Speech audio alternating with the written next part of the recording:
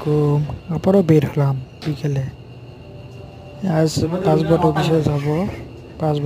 Passport renew করতে ইনশাল্লাহ দেখা যায়। তার ভিতরে ঢুকলাম, দেখলাম ওরে বাবা রে বাবা, সেরকম পরিষ্কার পরিচ্ছন্ন অফিসটাই অফিসের মতো।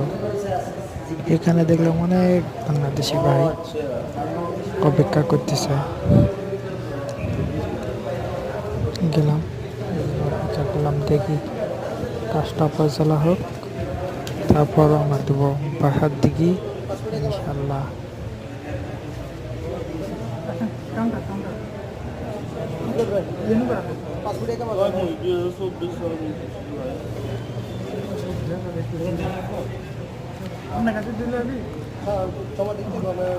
অনেক লোক বসে আছে।